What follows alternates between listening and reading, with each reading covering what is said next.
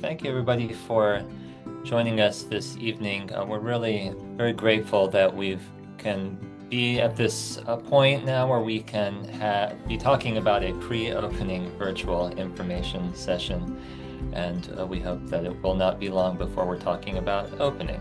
And we'll talk about that at the very end of this presentation. This is Reflection Park. We are a nonprofit, multi-faith natural burial ground under development in Silver Spring, Maryland. We hope we will not be under development for too much longer. The agenda for tonight is to go through some housekeeping items and then give you an introduction to Reflection Park. And then we'll spend the bulk of the evening talking about our processes and our policies for burial arrangements. Then we'll end with a mention of our opening plans, followed by a question and answer. I'm going to go through these slides relatively quickly because we do have a lot to cover and we want to make time for the questions. Just note that this meeting is being recorded, so it will be posted on our website if you want to go back and look at it again, or if other people who missed this evening want to look. And we may also update our FAQs on our website with your questions. We ask that everybody just keep your microphones muted, so that will allow everybody to hear well. If you have a question, please put it in the chat. When the chat appears as that icon there at the bottom of your Zoom bar, and we'll attempt to answer as many questions as we can at the end of the presentation. But you don't need to wait till the end of the presentation to put your questions in. We have moderators here helping us collate all the questions, and they'll be identifying the ones that are not covered by the presentation, or the ones that are most salient to tonight's presentation. And don't worry about appearing on the recording. The recording will not record the chat record, so feel free to write in any questions there. And then feel free to turn your camera on. We'd love to see you, and that can help us and our growing community connect with each other. First, a word about words. We're going to use several terms in this presentation. The first one is loved one, and we're using this term to mean someone who has died. We acknowledge that loved one may not always reflect everybody's experience or relationship with a person. Acknowledge that. And then the word family. We're using that word to refer to the individual or individuals who are responsible for the care of the person who has died. But family may be biological, or it may be chosen. It may include friends or community or a legally appointed guardian. So with those caveats, Reflection Park. We are a nonprofit. We are driven by our mission. Our mission is dedicated to restoring our natural relationship with the cycle of life, death, and renewal, so that way we may live more conscious and purposeful lives. We see ourselves not just as a natural burial ground, but really as a social change organization that is driven and founded on this mission. How is this mission implemented? Through three principles that we take very seriously. Principle of harmony, that the natural ecocycle is the most sustainable way to care for the deceased, returning them to the earth in simplicity and beauty. Equity, that death unites us in our humanity, all of us, and everyone deserves a dignified and affordable burial. Reflection Park is open to people of all faiths, or no faith affiliation, and all backgrounds. And care, that caring for the deceased is a sacred duty, and we aim to support grieving families by honoring the departed and easing their burden. Well, who are we? There are, you can lump us into three different groups. The Serving Families group, so myself and Susan Wright, who we just recently hired as our full-time family services and operations manager. We will be the two people who will be interacting primarily with you and with other families. We are supported by a great team of teammates and collaborators: Genevieve Croteau, Mona Eldada, Nicole Soroka, Madison Miller, Natalie Bailey, and Scott Roby. Um, so you can see Meredith, Susan, Nicole joining us here today, as well as Natalie is on. And our board, Harun Mukhtarzada, Nzinga Abdulaziz, and Meredith Bowers. So I feel very fortunate and blessed to be working with such an amazing group of people. And what you see here is a reflection of everybody's combined efforts. So I'm very grateful. Okay, well, let's talk about what it looks like. This is Reflection Park, or a map of it in phase one. This is what it should be looking like shortly. This is not quite the finished product. We'll still be doing more plantings, but this kind of gives you the bird's eye view of where we are. This is New Hampshire Avenue, where our entrance is. And there's a road that winds through the property to this turnabout here. And this goes to about half the length of the property. It ends at the back here. From this circle here at the end, there's a takeoff to a sustainable nature trail with a 1 mile hiking loop that we really encourage you to come and visit and walk if you have the chance. There's a creek in the back that's quite picturesque that you can visit here at the end. I also just want to point out that in addition to the main burial ground, which is this area here that's kind of a flagpole and a flag shape here, we also have a property that is 2 doors down that will house our future office building. That's currently under renovation right now. But all the meetings and the transactions with families will take place in this office building. And it's an easy walk, just between the office and the burial ground entrance. And I'll zoom in a little more in a couple slides and show you what the burial areas are looking like. So natural burial at Reflection Park. How does it work? What will it look like? Um, we thought that talking about this process would be a helpful backdrop to discuss all the different policies and processes and pricing that will be involved in working with you. And so to start out, we're going to talk about what happens when there is an immediate need. That is when a death has occurred or when a death is imminent. This is typically referred to as the at-need process. It starts with the family. The family is the beginning and the end of all of this process. The family's wishes, the person who has died as part of the family, that is the center of our operations and the reason for why we are doing what we do. On this backdrop and within the context of the family, there are two entities that will be working in parallel with each other to serve you as the family. Reflection Park, the burial ground, and a funeral carer, which we'll discuss who that is. There would be an initial contact when a death has occurred. Typically, we would receive a call from you, and that contact would then involve a conversation. And then there would be an in-person meeting where you can choose a burial plot. There would be some paperwork and a purchase transaction to take care of, and then we would discuss, some of the graveside service details. On the funeral care side, there would also be an initial contact. So there would actually be two contacts at the same time. The funeral care would be responsible for preparing the body and for the document filing and transport. And we'll be going through each of these. I just want to give you the overview. And then there is the graveside funeral service that takes place at Reflection Park, and it is a collaboration between Reflection Park and the funeral carer. And then afterwards, there is a memorial stone. And on the funeral care side, there may be other services before and after, like posting an obituary. We talk with each other. We are in frequent communication and coordination with each other to ensure that you, the family, is served and supported as best as we can for this entire process from start to finish. So first, to talk about Reflection Park's part of the process, the initial contact.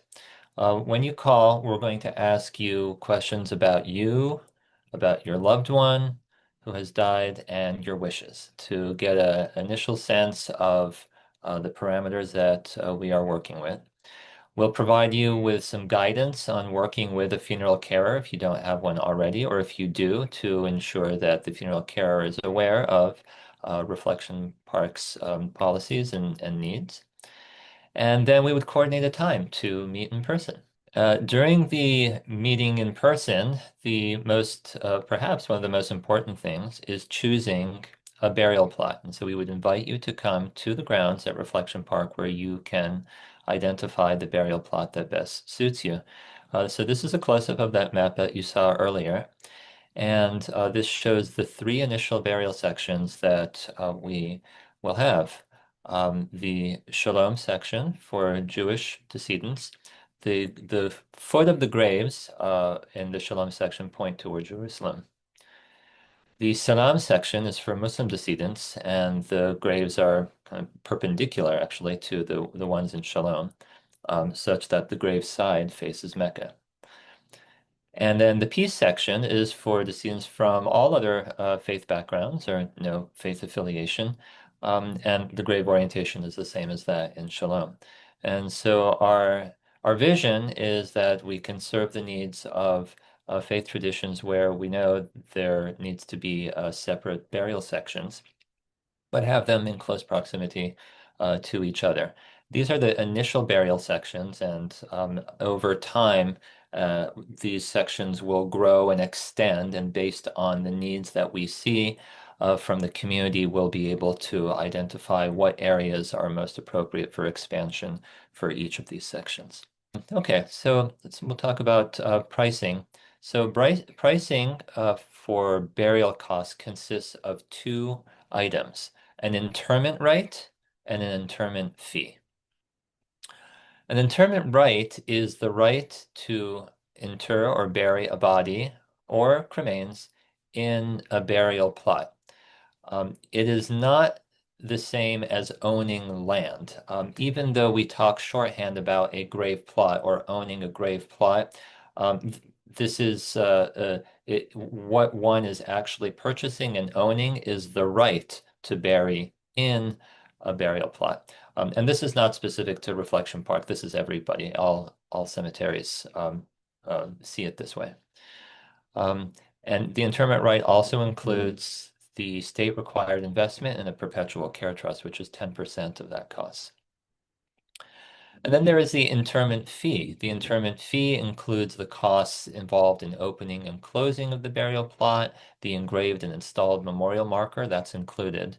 It's not a separate or additional cost.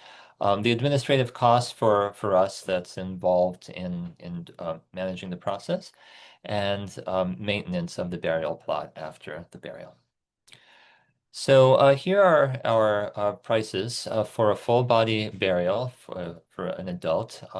The interment right would be $3,500 and the interment fee would be $2,500. So the full package would be $6,000. A full body burial for a youth grave, which can, this is labeled according to the size of the grave. So we're calling a youth grave something that can accommodate 4 feet or less in length. That would be 4,000 total. An infant grave would be to accommodate 2 feet or less. That would be 3,000. And then we also accommodate the burial of cremated remains or cremains, and that would be $2,500.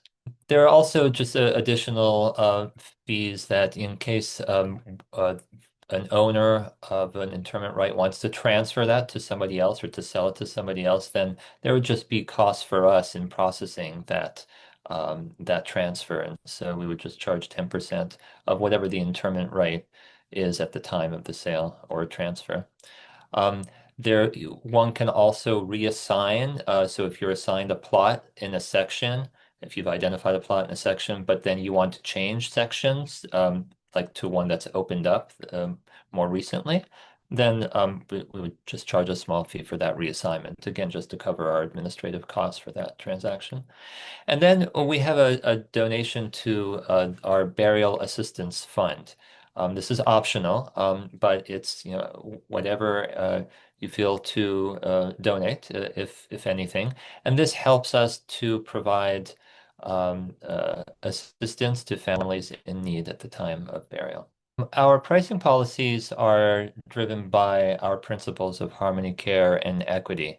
And so there are some unique aspects of our policies that not all cemeteries or burial grounds have.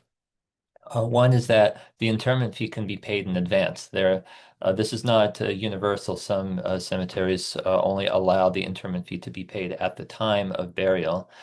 We allow that to be paid at any time, and we believe that this is part of, the uh, our goal to make this process as simple and burdenless as possible on individuals and families. So all aspects of the burial can be taken care of in advance and not have to worry about it at the time of need.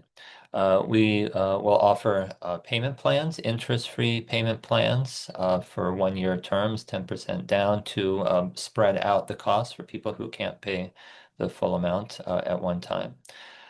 We intend to have discounts for bulk purchase of interment rights, and we're working right now to identify what specifically those will be. And as I mentioned, we'll have a burial assistance fund to defray the costs for families in need. That will be available just in at-need situations, at the time of death. Interment rights are renewable. So this is something that is unique, probably in the state of Maryland, but certainly not unique in the rest of the world. And so this is, I'm going to describe how this will work for us. But the idea is that graves can be reused if desired, because we believe that the land is a precious resource and it can be made available to reuse if the owner of the interment right so chooses. So this is how it would work. A burial occurs. And then 50 years later, 50 years after the burial, when the body has had ample time to decompose and return to the earth, then the owner of the interment right that's associated with that grave can request to renew the interment right. It would be a written request. If we receive that request, we'll grant it, and then the interment right can be renewed for another 20 years. During that time, oh, by the way, and then if it's not renewed, then the interment right reverts to Reflection Park. But if it is renewed, then if there can be another burial that takes place within the next 20 years. So this would be an opportunity for the owner at the time to authorize the interment of a relative in the same grave space. So a grave plot can remain with the family and be available for future members of the family or anybody else that the owner authorizes.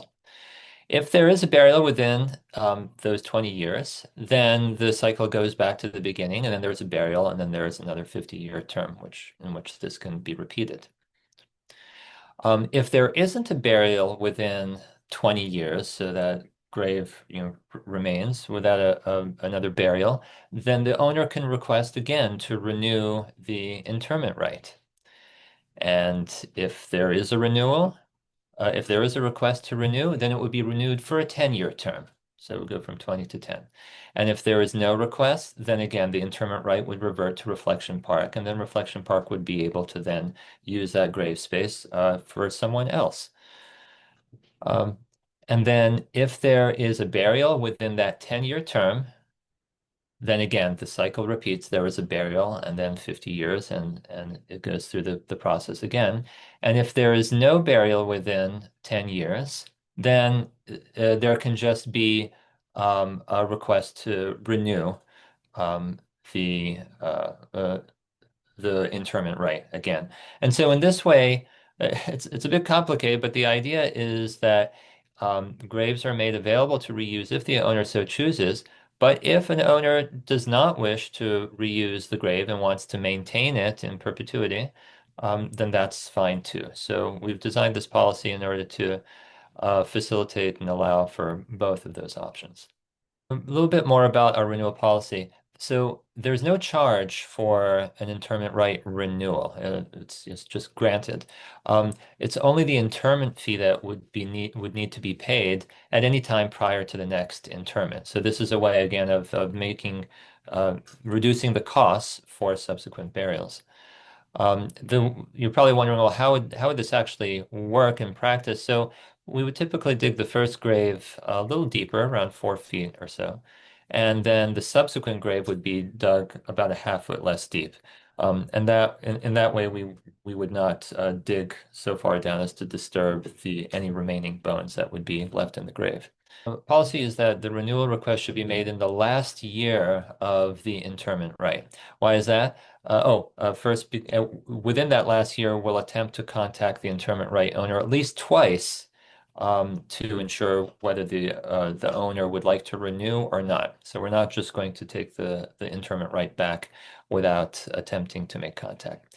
But why do we do this? It's because and why do we request it in writing? It's because a written request just ensures that someone is available to reuse or to perpetuate the burial plot. There are many grave plots that just sit and there is nobody to take care of them, nobody to authorize them. And so they just sit for decades or centuries unused. And we believe that that's just not an appropriate use of the sacred land that we've been entrusted with. So we will always want to be in touch with the owner of that grave plot and be very clear about whether that individual wishes to reuse the grave plot or not. And then what happens to the memorial stone? It would be repositioned depending on the circumstance. Either it could be moved over, shifted a bit so that it's still associated with the burial plot. So this would be the case where there might be relatives that want to have two memorials next to each other associated with the same burial plot. Or it could be moved to a memorial walkway or perhaps another location in the future. Again, dependent on the owner's wishes. Okay, so moving on to the paperwork, I'll just say very simply that there are several forms that would need to be filled out. There would be a purchase agreement. There was a disclosure form that's required by the state of Maryland.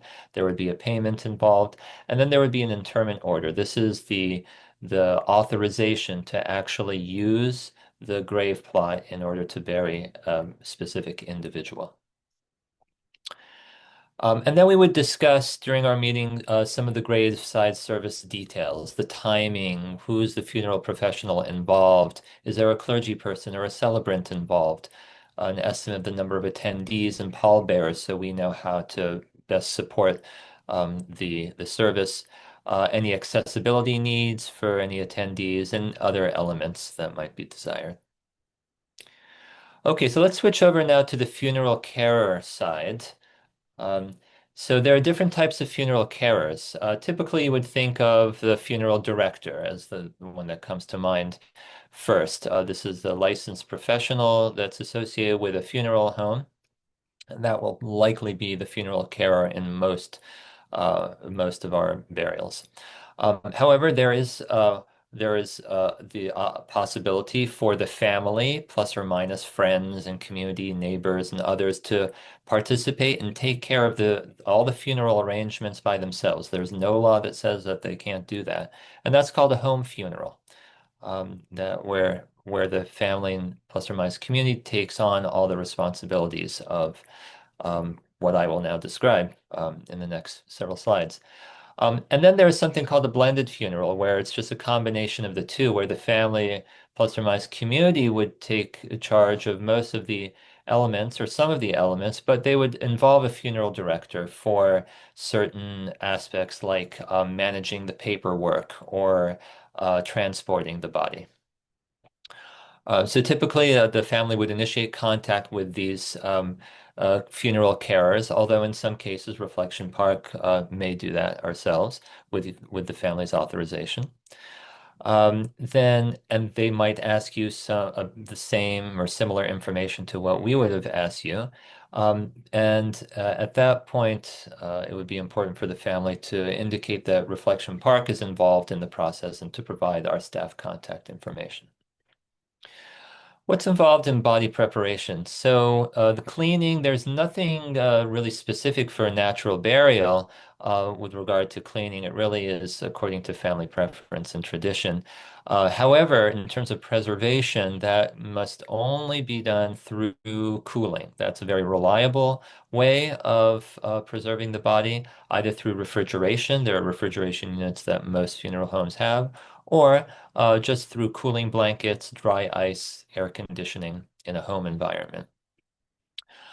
We prohibit embalming, including green embalming, except in very extreme, rare circumstances where it is absolutely required. We do not expect that to happen really at all. Um, and the reason for this is that, embalming really interferes with the body's microbiome, the whole world of microorganisms that live on and inside of us. And that interferes with the natural decomposition process that we're trying to support. Just to note, there's no emergency. It is certainly possible for our body to remain cooled and preserved for several weeks or even months, as long as it just remains sufficiently cold and dry. So do not feel like a funeral has to happen immediately just because it is a natural burial. Indeed, it's very possible, and it happens quite often, that a body can be preserved for weeks, to give time for a family to make funeral arrangements, have relatives fly in from out of town. Cooling can be very effective. Okay, another thing is that we'll require the removal of devices. So things like catheters and ports, power supplies of pacemakers, defibrillators, stimulators, and medication pumps. But we're not going to require removal of things that are not readily accessible. And the reason for this is because we would just rather have these items that contain various chemicals and synthetic ingredients, just to keep them out of the ground. This is something that is routinely done by funeral directors prior to a flame cremation, and that's for the safety of these devices that can otherwise be create an impact within the cremation chamber, and so they're removed. So it's very easy to do this. Anyone could really do this. And then how is the body contained? At Reflection Park, a shroud is sufficient for burial. We do not require a casket or a carrier, but they are certainly welcome. As long as these materials, the shrouds and caskets, are made from entirely biodegradable materials. So for shrouds, things like cotton, linen, silk, wool, and hemp. For caskets, things like softwoods like pine or poplar, woven materials like bamboo, rattan, willow, and seagrass, cardboard with natural coatings only. Um, any fasteners must be biodegradable, no metal or plastic fasteners. And then importantly, just to remember that sometimes caskets have linings in them. So all the liners, the pillows, the blankets, anything that's inside a casket also needs to be 100% biodegradable. And we will maintain a limited selection of shrouds and caskets that adhere to our requirements, really just as a convenience to families.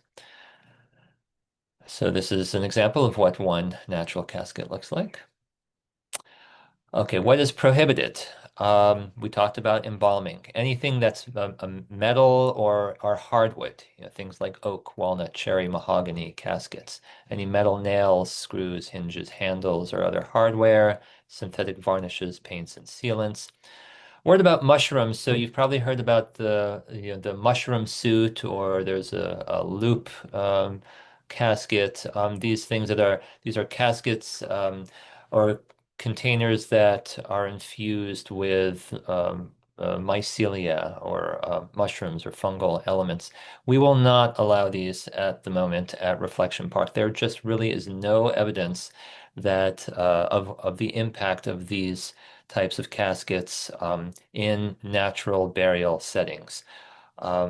There are claims made by the manufacturers, but those claims really don't speak to the needs to ensure that we maintain a healthy ecosystem within Reflection Park. So those are not permitted for now.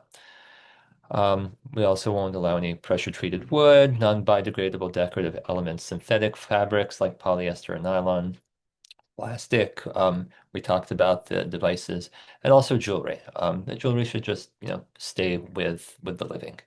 Um, okay. A word about document and filing. There are just two state-required uh, uh, documents that need to be filed, and the funeral carer typically files both of these, the death certificate and the burial transit permit.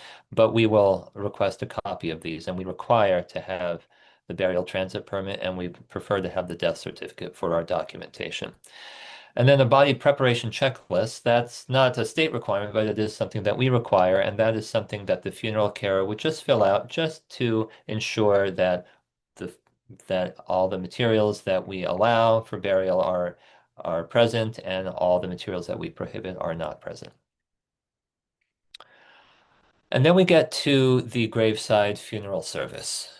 And I'm just going to show you a series of pictures that are not from Reflection Park, but they are from other natural burials around the country and indeed around the world, just to give you a sense of the various elements that are involved in a typical Reflection Park natural burial service. The first is the procession, the walking of the casket or the burial shroud to the grave site.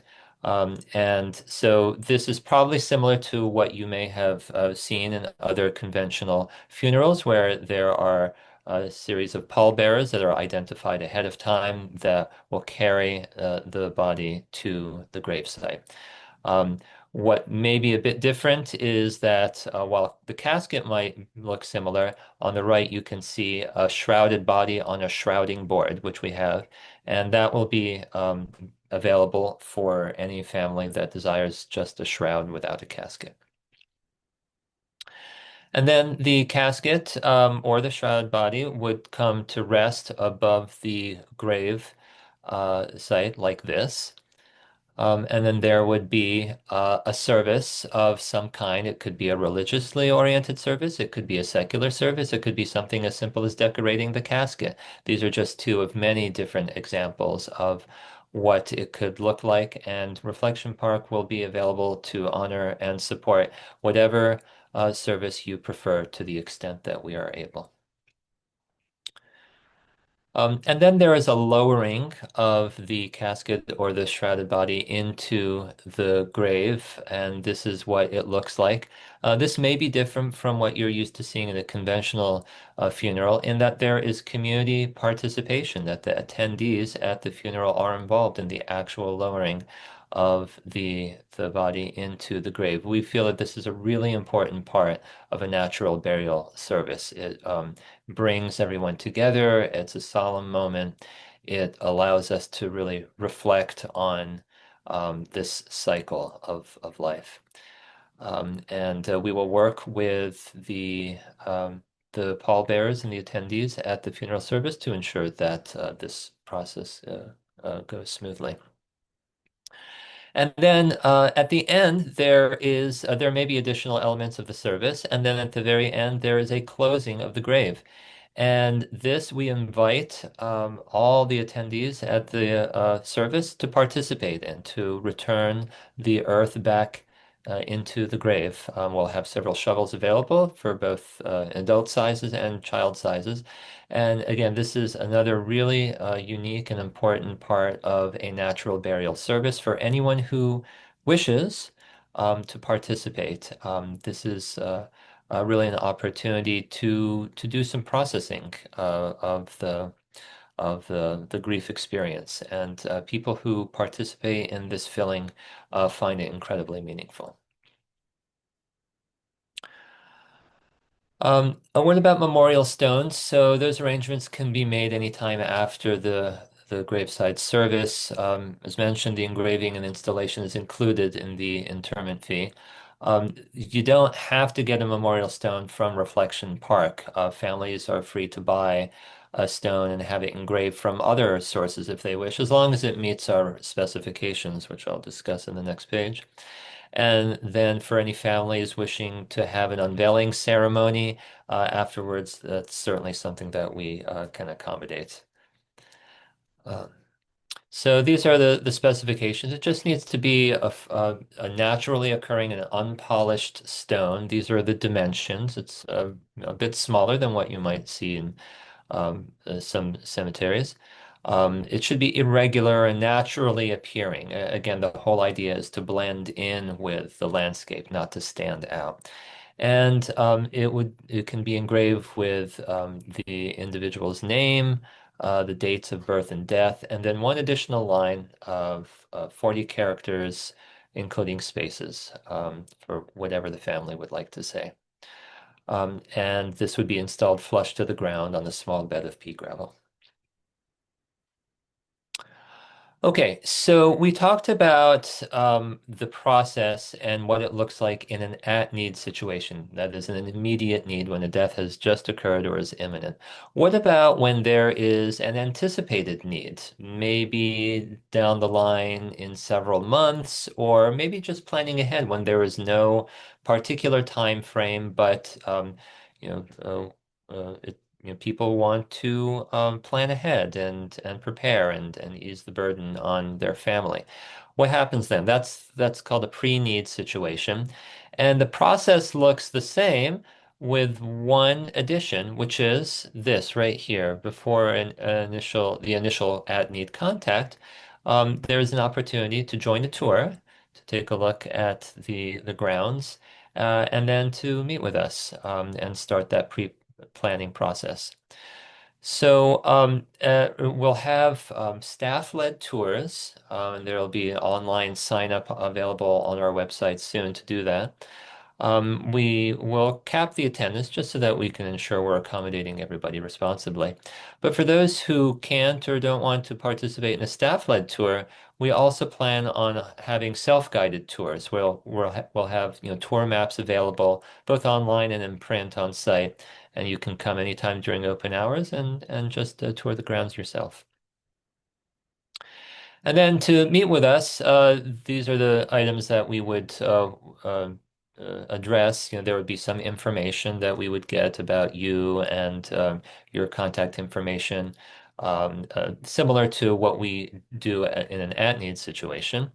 And then in terms of choosing a burial section, um, this differs from the at-need situation in that an interment right is purchased on a pre-need basis, that is, for future need. It's associated with the burial section only, but not a specific burial plot. So this may be different from what you're used to with conventional cemeteries, in that you wouldn't necessarily select a specific grave space that you could point to. Rather, it would be an interment right associated with one of the three burial sections, either the currently available burial sections or burial sections to be developed in the future. And so that would allow for someone to, when the time comes, to select a plot at the time of need. It could be in what's available, or it can be in a future space. And the cost would be the same. It would be no different. The reason why we do this is because, again, we're trying to be very mindful of how we steward the land, how we go about planting trees and caring for the growth of those trees in relation to the graves that are being filled. And what we're trying to avoid is a situation where one has reserved a specific burial plot in a specific section that then, for whatever reason, goes unused for decades or centuries. We're trying to avoid that situation and ensuring that we are responsibly stewarding the land and using those burial spaces in a manner that fits the development and growth of the natural surroundings. Um, if interment rights are purchased together, if two or more interment rights are purchased together, then those travel together, meaning that a set of interment rights could be purchased. Let's say three, for example. Three interment rights are purchased in the Shalom section. Um, on a pre-need basis. So at some point in the future, when there is a death, when there is an at-need situation, the family could then come to Reflection Park and identify which specific grave plot they would like to use to bury their loved one. And then at that point, the other two interment rights associated with that initial purchase of three, they would then be held together such that there would be one burial and then the two adjacent plots would be held for the family. So we just need to wait for that first interment in order to then identify the grave plots for everyone. And then there would be the similar purchase agreement, disclosure form, and then payment. But there would not be an interment authorization yet because, of course, there wouldn't be any death in that pre-need situation. A word about cremains burial. We expect that there will be many families who want to bury cremains that they have stored in their homes. And we expect that there will be a lot of interest in that. And through our contact form, we've heard from many people who have actually had that interest.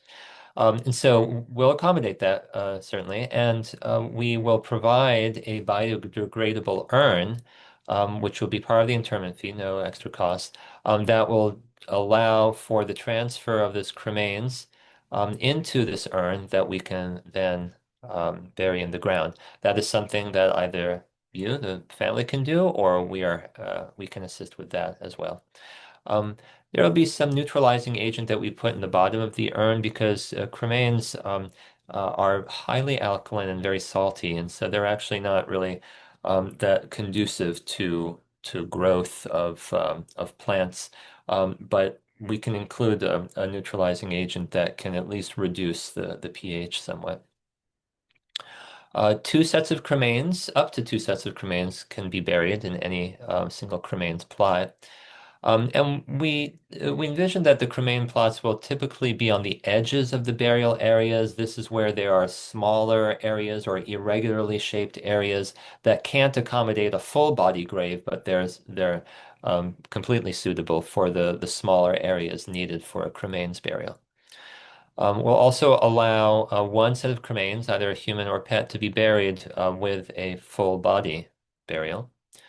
At the moment, we don't expect to offer a cremains burial on a pre-need basis. So we expect that families who have cremains stored can come and have them buried at the time, but we don't expect to have this pre-planning process for cremains burial. We really want to encourage the use of the land for full body burial whenever possible. And now I'm going to turn it over to Susan to tell us about our opening plans. Great. Thank you, Basil. Okay. So now we'll take a look at our opening timeline and how we'll be welcoming individuals and families in phases. Because we've received around 500 individuals and families expressing interest, we've structured this intentionally so that those with the most immediate needs are supported first, while still keeping space for everyone to visit soon after. We're starting off November 15th and 16th. We are reserving these first open houses for individuals and families who have reached out, and they do anticipate a need within the next month or two. During that time, we will schedule one-on-one meetings beginning the week of November 17th for those ready to talk through the next steps together. If you've communicated to Reflection Park that there is an anticipated need, we will be emailing the links to register for this event within the next week. And so then the next weekend, November 22nd and 23rd, we will have additional reserved open houses. At this point, we'll be welcoming individuals and families who have expressed interest by reaching out on our contact form. We'll also start scheduling one-on-one meetings for late November and early December for those who feel ready to take the next step. And same as earlier, everyone who's filled out our contact form will get an email with a registration link within the next week for that event as well. And then that'll bring us to the beginning of our open houses that will be available for the general public. We will begin those on December 6th and 7th. And we do ask that you register for these events on our website, which will be available shortly. And if the 6th or 7th do not work for you, please do not fret. We will be adding additional dates in the very near future. So please stay in touch with us by signing up for our newsletter that will have the information or continue to visit our website for additional open house and tour event dates. When you do sign up for an open house, we will follow up with an email with directions and where to park and where we'll meet. This will be an outdoor event, so we ask that you dress appropriately for the weather and wear comfortable shoes. Each open house will begin with a welcoming and orientation to Reflection Park, followed by a question and answer session, and then you are welcome to explore the park at your pace. Visitors will also have opportunities to schedule one-on-one meetings if at the time feels right to start planning. This phased approach will allow us to begin thoughtfully, making sure that the individuals and families who need support most urgently can find what they need, and that everyone is welcomed into the process at a pace that feels right for them. Thank you. And I believe now we are opening it up for questions. All right, thank you, everyone. So, Basil, our first set of questions is around grave renewal. And we know this is a new concept and perhaps the first time we're discussing it with the community. So, I'm going to return to a question here. If I buy a plot for myself, then I die and I am buried. Presumably, there would not be anyone else who would do the funeral rites renewal after 50 years. Well, not necessarily. So there typically is an owner of a grave, and if the individual who owns the grave dies, then the next of kin typically will take on the ownership of that interment right. And so there would almost always be an individual available to communicate with and who could express their wishes about what should be done with that interment right. And then there was another question just clarifying that the plot can be sold to another owner. It can, yes, absolutely, yes. So we'll have specific policies, written out in our rules and regulations about how that will work. But just to give you a preview, it would certainly be available, certainly be possible to sell an interment right to another person. What we expect is that the interment right should be sold for no more than what the prevailing cost is at the time of the sale, because we don't want to have a situation where these are turned into kind of speculative investments where multiple plots are purchased and then sold sold at profit. But those policies will all be spelled out in the rules and regulations. And I really love all of these questions coming in, this one in particular, because it fits so well with our mission and thinking around the greenest way to go. And that is, so you were saying that burying a body is kinder and therefore preferable over cremation, despite taking up more room. Well, yes, because room is only one of the many variables, but a body that comes from the earth returns to the earth and it can fuel new life, new vegetation, new trees in a way that cremains can't. So we actually see the burial of a full body as really adding tremendously to what Reflection Park has to offer and the vision that we're trying to achieve. And just pulling on that same thread, can you clarify the difference in services that Reflection Park offers for the cremains? So the services for cremains burial will be very similar in that there can be a graveside service, and we will accommodate that to the extent that a family wishes. We will support, the burial of the cremains in the manner that I described with a biodegradable urn.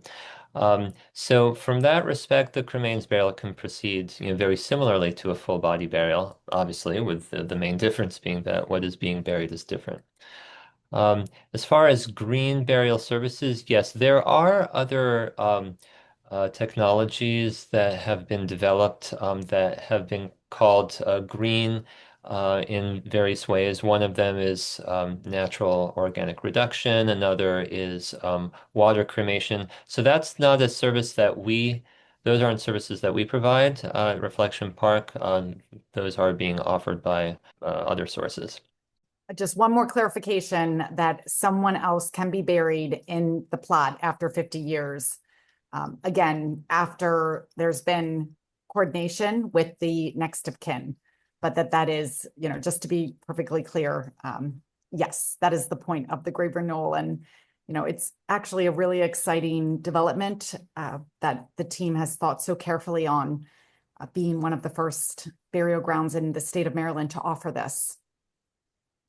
I think that clears up the grave renewal portion.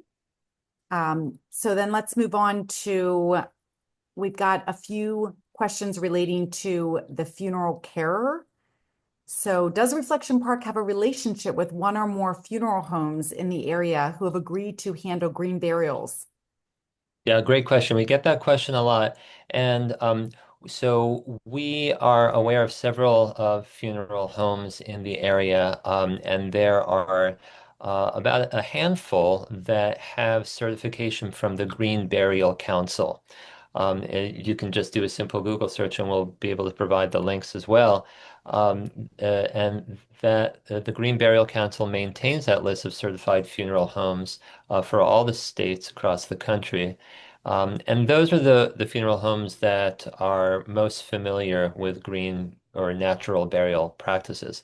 That doesn't mean that they're the only ones, and we will certainly work with any funeral home that a family chooses. Um, for the ones that are not certified by the Green Burial Council, we expect varying levels of familiarity with natural burial processes, and so we will work with those funeral directors to ensure that the body is prepared and according to Reflection Park's requirements. You and I see we're closing in here with 3 minutes left. Basil, how many burial plots does Reflection Park offer? So our current master plan projects somewhere in the neighborhood of 9 to 10,000 full body plots. And that does not include additional plots that would be available, smaller plots that would be available for cremains. And will there be plantings above the burials? We don't plan on planting above the burials. There are very good reasons why we would not want to do that, but we do plan on planting trees and shrubs and other vegetation around the burial areas. Those would be done right now, actually. There are plantings going on, and there will continue to be plantings going on for several months, and that will be an ongoing process over the development of the park. And we have someone asking, when is the soonest that they can finalize a pre-need burial, including payment, if they haven't already signed up?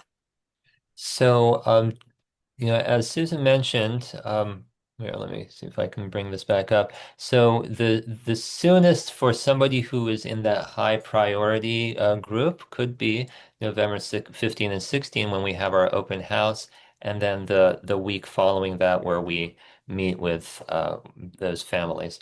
If it's somebody who is planning ahead, we just ask you to please just bear with us and wait until December 6 and 7. Those are the dates for the open houses for the general public. If you've expressed an interest through our contact form, but you're not high priority, then that November 22 to 23 date would apply. I do want to be respectful of everyone's time. Maybe we can answer this last one. What is involved in transporting a body from either Virginia, West Virginia, or Maryland? Or I'm sorry, from either Virginia or West Virginia to Maryland? Yeah, it's perfectly acceptable, normal. It's not a problem. It's possible to transport the body across state lines. What's required is that burial transit permit. It's just a document that any funeral director is very used to filling out. So there's no problem. If a family wants to do it themselves, that's perfectly fine as well. You don't need a special vehicle to transport the body. You just need that burial transit permit. Also, if I may, there's a lot of questions left that I think can be grouped into one big category, which is that I think some people could benefit from hearing about how in Maryland funeral homes and cemeteries operate independently and what we can do from our part and what they can expect from a funeral home instead. So I know that for instance, there's a lot of questions around pricing and there's a lot of questions around whether we have a funeral director on staff. So if you could just speak a little bit about how each entity works. I know that's not a 1 minute answer, but it does seem to be that there's a lot of questions about that. So Reflection Park handles the burial part of the process and the immediate steps needed before and after. The funeral carer, you could say funeral director for shorthand, although it can involve the family acting as funeral director. That entity would be involved in the preparing of the body, the filing of the documents, and the transport. So basically, everything from the time of death to arrival at our gates at Reflection Park would be handled by the funeral carer, funeral director. And then once arriving at our gates, Reflection Park will then lead the process in collaboration with the funeral carer. Can a funeral care services also be prepaid? Oh, yeah. Yeah. Yes, absolutely. And that is something that, the funeral, I assume that you're referring to funeral homes and funeral directors. But yes, that is something that can be worked out with them. Yes. I think in the interest of time, that it might be if we could just take 1 minute for anybody who feels their question was not answered to go ahead and put it in the chat, and then that way we can follow up with those answers through our FAQs or an email. And we do encourage you to see our FAQs on our website. Thank you. These are all stellar questions. All right. Well, thank you everybody for joining us. We do look forward to meeting you in person. And please do feel free to reach out with any other questions through our email, info@reflectionpark.org. And with that, we'll say good night.